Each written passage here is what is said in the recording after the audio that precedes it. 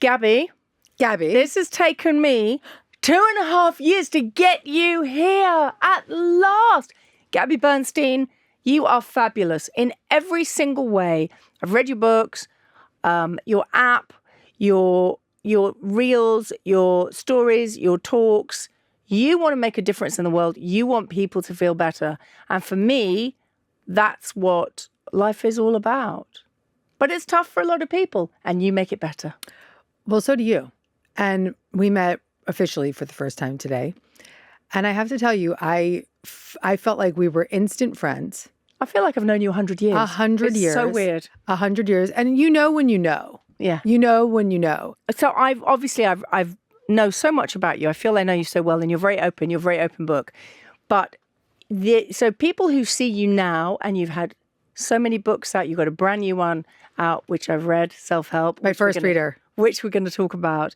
It's your story of how you got here that I think will also help so many people, because it's going to resonate, and right now, with a lot of people. Because life is tough. Yeah. Life's very tough around the world. We're aware of it. The news feeds that come in. But your story is incredible. Yeah, thank you. I do believe that we all have our own personal stories, and our stories, when transformed, become how we heal. Because through our transformation, we can tell the story and help people recognize themselves in us. And that has been really my whole mission in my work and in my life, is to be a power of example for people, because I have been on a very devotional path to my own personal recovery and my own spiritual development. And most of it started when I was really a kid. My mother brought me to visit ashrams and taught me how to meditate and gave me... So how old were you? Oh, I was probably like 5 and 6 years old. And did you know what she was doing? No. I mean, for me, it was just what you do, because it was what was brought up, what was in my home. I knew that it was weird for the people around me, like I would sort of hide it or be like, my mom's just a hippie or whatever, because it wasn't cool then. Now it's like very in the zeitgeist and kind of hip, but it wasn't then. And so I was taught to meditate as a child, and it really was wonderful, a foundational gift for me to have that experience of knowing that I could turn inward for answers, and knowing that there was a spiritual solution to my problems. And I had a lot of problems when I was young. I suffered with depression and anxiety, and ultimately that led to addiction, which you're familiar with my story. I was very addicted to drugs and alcohol when I was in my early 20s, and turned my back on my spiritual path. At which point, when I got sober at 25, I made the commitment myself to get sober, and I'm coming up on 19 years of sobriety. Congratulations. Isn't Amazing. that wild? 2005, I got sober, October 2nd, 2005. Was part of the turn to addiction and the drugs and the drink, was that to throw away the moments of calm, or was it to do with the anxiety that you'd maybe put in the back? Well, at the time, Gabby, I didn't know what it was or why. And I had a very bizarre storyline of what my life was. I had a dissociated story of like, oh, my life was fine. Why would I become an addict? It actually took me 10 years of sobriety and almost 11 years of sobriety and big life bottoming out to actually realize why I was addicted. And I'd already been, at this stage, I was 36 years old, and I was 10 and a half years sober. I had been on Oprah. I had 7 or 8 books out already. I was the spiritual teacher, and I was melting down, waking up every single day saying, I can't go on like this, having such extreme symptoms of serious anxiety and depression, leading me to have just physical psychosomatic effects, and just extreme bottoming out is the only way I could describe it. And then you were giving it to everybody else and not giving it to yourself at all. Well, I was actually, all of the spiritual practice that I had at the time was what kept me alive, actually. And when I hit this bottom, I was 36, I hit a bottom, and I remembered in a dream that I had sexual abuse from my childhood. Wow. That's right. And then when I woke up from that dream, I was like, that is the most horrific, scary, and real memory I've ever had in my life. And I really accepted that memory the next day in my therapy session. And that began my journey of trauma recovery. I mean, that's a huge thing to come to terms with. And there are a lot of people that are exactly in the same boat. I mean, I met somebody the other day, a 75-year-old man who, lovely man, a great teacher, although he wouldn't call himself a teacher, a medic, who said that he realized 2 years ago that he had been abused when he was 8 years old. Yeah. And there's somebody in his mid-70s. The common age to remember a dissociated trauma is actually in your 50s. Wow. Isn't that insane? It really is. And it's heartbreaking. We'll talk about the new book, right? Yeah. Talk about a protection mechanism, right? A protector part. Dissociation in itself is a form of protection. It's the brain's way of protecting you from impermissible, extreme trauma that your child brain can't handle, process, or even function with. And so I'm grateful for the dissociation, but it's what led me to become a drug addict and a love addict and a workaholic and all the extreme parts of me that have served me greatly, but really weren't going to be sustainable. And it's when I remembered that trauma that I really began to truly start living. So at that moment that's such a huge thing to say, that you truly started living. Did you feel massive change, or was it a slow process? So slow. So slow in my world. I do things very quickly. But for me, I think it was about 7 years later, that I came out with a book called Happy Days, The Guided Path from Trauma to Profound Freedom and Inner Peace. And I wasn't going to be able to come out with that book unless I had lived through the healing process first. And I still am living through the healing process. I have two different therapists, and I do extreme, beautiful work on myself, just amazing work. I'm constantly a work in progress. But I am really free now. I do feel very, very free. And a lot of what I write about in self-help, the new book, is about that freedom. Yeah. But for me, it was 6 or 7 years before I could write about it. So it was a journey of beautiful trauma healing and therapy, somatic experiencing, spiritual practices, internal family systems therapy, which we'll talk about today, all kinds of which is EMDR. what your new book's about, which is incredible. Yeah. If I may, I just want to pick up on something that you said this morning when we met at your breakfast, that you said about embracing the inner child. So, and I think for everybody it resonates. I think when we think, I talk on this podcast all the time about one of the things people don't discuss is extreme shyness, which I had.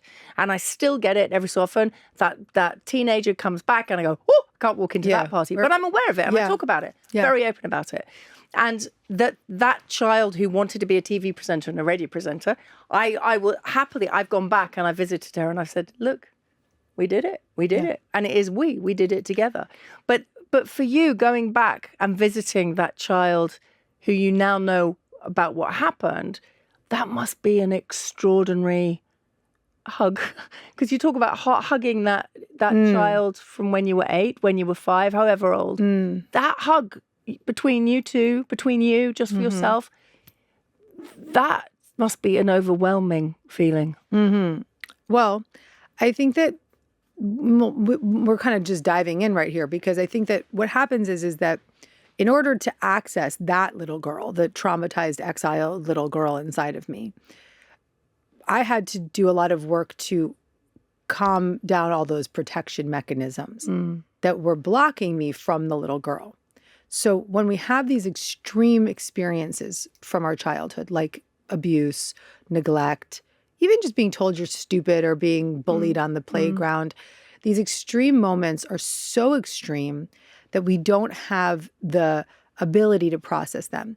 And if there isn't a safe adult in our world helping us process it, whether it's a therapist or a family member or a teacher, which most of us don't have, that safe person, we become alone in that extreme exiled feeling, and we push it down, we numb it out, we dissociate from it in my case, and we build up all these protection mechanisms. So for you, a protection, I'll call them protector parts of us. A protector for you is the shy part, right? The shy part's protecting you from something.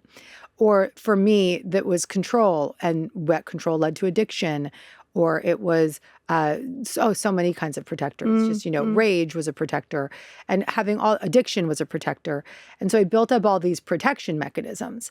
And so upon remembering that trauma, I couldn't go straight to that little girl because there was too much protection in the way. Huge. And so the way that I got to the little girl, the exiled little traumatized girl, was to soothe and support and connect to, with compassion, the protection mechanisms, the protector parts of me.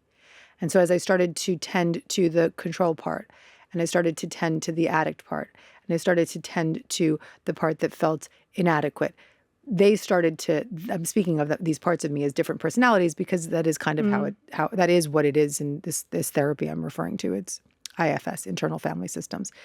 So I started to relate to these different parts of myself with compassion, and they could settle. And as those protection mechanisms settle, what happens? We can get closer to that young child inside of us. And they're all there in us.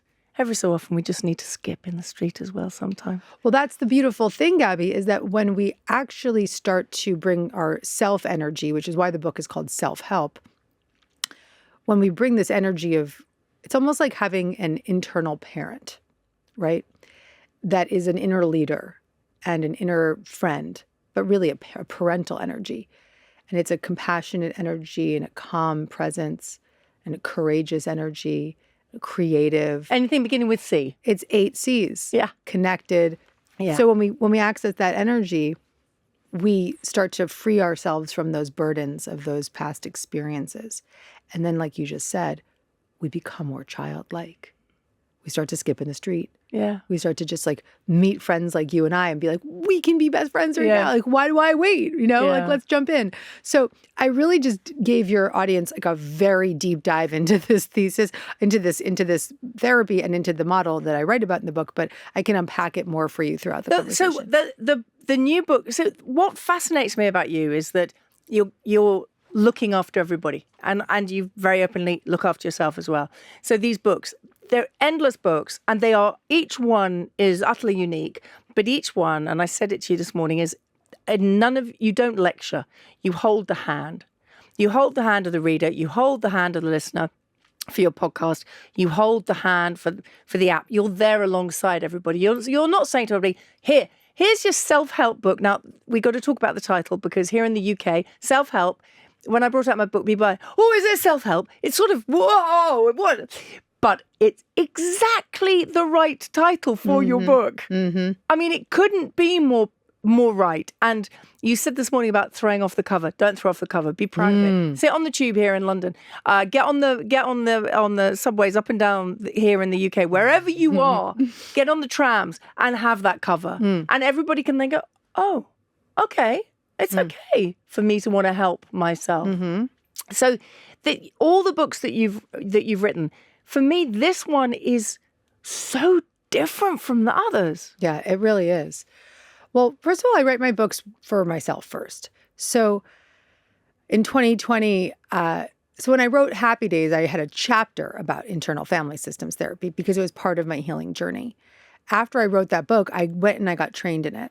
So I was one of the last people who was not a licensed therapist to receive this practitioner training. So I am a level 1 and level 2 IFS practitioner, but I'm not a therapist.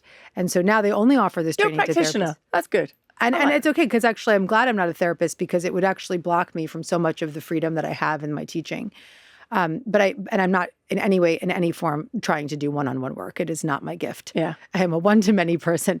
But I got trained in this therapy because I knew intuitively that I wanted to demystify and democratize this life-changing work that my very dear friend Dick Schwartz, Dr. Richard Schwartz, who invented internal family systems therapy. I wanted to be able to take it out of the therapist's office and give it to humankind, to just anyone who may not ever, to all the Brits who will never get a therapist, right? Or that want to, or even People afraid are of scared self-help. and it's expensive, so They're go, scared. yeah. It's expensive. It's not really in the culture. Yeah. It's just what it is. Yeah. And even today, I was talking to one of the women at the event, and she's like, I will not get a therapist. And I was like, okay, then just do self-help. Just do my book. Do the book. And the reason that it's called self-help is because in internal family systems therapy, I'm going to break it down very simply. It's a big idea that I'm going to break down simply. There are these parts of ourselves, the exiled little children that have the extreme experiences, no matter big or small, big T or small t trauma, we experience it. We exile those little parts of ourselves and we say, never again, don't want to see you ever again. And then how do we keep them down? We build up protection mechanisms. So control, addiction, people-pleasing, shyness, all the ways that all the parts of, if you've ever said something to yourself, like a part of me gets outraged when my husband speaks to me that way. It's a protector. It's a protector part, right? So we can call it a protection mechanism. And then there's extreme forms of protectors, which are the firefighters. And so there's two types of these protection mechanisms. One is sort of the managing one that kind of keeps things straight. And then it gets really extreme. If things aren't really working with the manager, it goes into the firefighter mode, which is like the addict. Just has to put out the fire. So we live in this way where we're constantly pushing down that exiled feeling through these protection mechanisms. If you're listening and you're like, I've lost you, think about the parts of your life where you're like, wow, I wish I didn't, wasn't so extreme in that way, or I wish I could let go of that addiction to food, or I wish I, or I know that there's a part of me that gets very shy in certain situations. These are protection mechanisms. And so in IFS, there's also self in this therapy. It's called self with a capital S. And self is the internal parent. It's the adult, resourced part of you. And it's the part of you that is always available to you, and it never left you. And the more you can connect to that self energy, the more self can help the inner children, can help those inner parts. So that's why it's called self-help. Because when we live and we lead from that self energy, we are compassionate, we are calm, we are connected, we are curious, creative, confident, courageous. And we have this essence of, those people that walk in the room and you're like, you just feel good to be around. Yeah. Like you. Yeah, no, and I love it when you don't know why, but even you haven't seen them, but you get that feeling and you turn around and you think, there's a good person. Like our guy out here, right? Yeah. Who works here. He's just fabulous. Yeah, that's self-energy. What fascinates me is that, do you ever have any switch off time? Do you ever have time where because you're such a giver, do you ever get a time where you just go, okay, I'm hiding under the duvet now, nobody's going to, are you good about that for yourself? Yeah. You said earlier, like, oh, you're taking care of everybody. And actually, I think that's not true necessarily, because I don't actually take care of everybody. Yeah, but you don't know you're doing it. You're doing it. Correct. My job is not to take care of everybody. My job is to give people the tools to take care of themselves. Yeah. And so when people come up to me, they're like, oh, Gabby, you changed my life. I'm like, no. I did not change your life. You held their hand. I'm going back to holding hands. I virtually held your hand because I'm actually do not want to literally hold hands with the world, right? Yeah. Then I will be depleted. I will be boundaryless. I would be just done. And so my work is to spark that light within the individual and give them the tools. I'm a raconteur. I'll tell them the story. I'll give them the tools. I'll awaken that light within them, and then they can really do the work. So the books, this is what fascinates me about people who come up with, write a lot of books as you've done. When you sit down and you think, okay, time for another book, do you, obviously with this one, and I love the introduction from Dr. Schwartz. I love the introduction. It's just the innocence of him, just saying, she wanted to do this. Oh, my word. She suddenly took my thing and she's brought it out to everybody. I love his introduction. It's so warm and loving. Did you just say the word innocence? Is that what you said? Oh, yeah. Yeah, that's self-energy. So you could feel Dick Schwartz, of all the people in the world, and this is like a 70-something-year-old man, is so embodied with self because he's lived this model for 40 years, 42 years, that he is just an energy of self. You felt his self energy, that innocence. It's like a childlike energy. You felt it through his forward. Yeah. That is, first of all, you're so tuned in, but that's pretty epic. I'm nosy. But also, I just love the idea that you just sit there and you say, right, what's next? And is that how it works for you? Mm-hmm. Do you think, I mean, are you already thinking the next book? Mm-hmm. Mm-hmm. Of course you are. Yeah, and I'm not thinking about it. It comes. It's given to me. It's what I'm living. It's whatever is coming through me in the moment. I think that I have a lot of next books in me. I'll probably be like my friend Deepak Chopra. He's written probably 100 books by now. There's a line. My friend Deepak. I mean, I know you've done stuff with him and I know you know him. Oh my word, there's a line. Yeah, no. Deepak's probably written about 90-something books now. He writes about a book or two a year. And I think it's not about how many books, but I think because I'm in the same place as him. It's that when you're inspired, you're just awakened to what needs to come through. And so boom, boom, boom, all these ideas that my publishers have to slow me down. I was going to say, I can imagine people saying, okay, and slow down. Yeah. But all the things that you do. So when Oprah named you what she named you and such, you've got huge influence and people listen.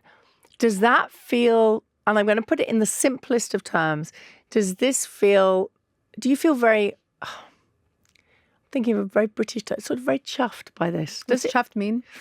Oh, how do you explain chuffed, Rich? Who works here? Do you just think, oh, wow, this is nice. This is cool. This is good.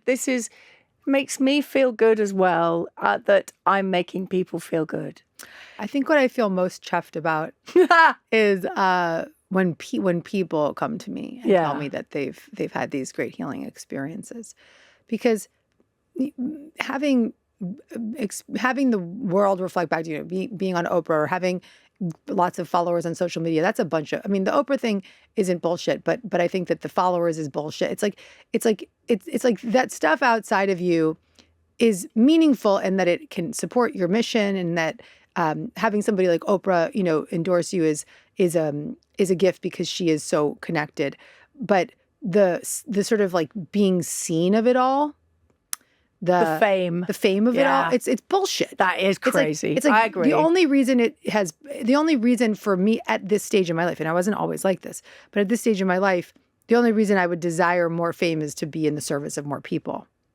Yeah, but you use it in the right way. That's my point. Because it can be a very negative thing, and celebrity these days is that's a C word. Let's not use that one. Yeah. I think it's a negative word. I think that it is a beautiful thing when it's used for good. For the right reason. And like I'll give you as an example, or like Fern Cotton. Oh, I love Fernie. Like Fern is one of my close friends and is a beautiful power of example. I love Fernie. Of a human who is doing extraordinary work and using her celebrity for good. Absolutely. Right? See, I wouldn't, isn't that funny? I wouldn't call Fern a celebrity because for me, Fern is bigger and better, and it's not about that. Yeah. You're right. She uses her fame. Let's use that word. For good. Her fame for good. And I think that there's plenty of people out there that are doing this. And then there's a lot of people that I think get stuck in the need to be seen. Yeah. And if you need to be seen, you might, so I guess that was where I was going. These sort of accolades may happen because you've done something cool or whatever, or you just went viral on TikTok. But that isn't actually making an impact. The impact is the one-to-one conversation. The impact is the energy infused into the pages. The impact is your energy infused into this microphone. That's how you create an impact. That's actually what I think my next book is going to be about. About creating impact. Yeah, self-impact. Wow, I like it already. I'm buying it. It's for you. When's it coming out? It is for you. When's it coming out? Well, I have to go write it. I don't know. I'm not. My publishers will be like, "No, we can't do another book yet." Like, what publisher tells you to slow it down? Are you any good at patience? I get the feeling. Oh, you are? I'm really good at patience. Are you? I'm very impatient. If you have an idea, don't you want to go, well, let's do it now. So, yes, and right? So when I have an idea and I want to get something done, I'm so impatient. I'm like, let's go. We got to do it now. But when it comes to like letting something marinate and become what it needs to be, I have so much trust because my spiritual faith, I just trust that the universe will take it. And I can be completely patient in the knowing that what is of the highest and best is unfolding naturally. That's just how I live. Even toasted cheese?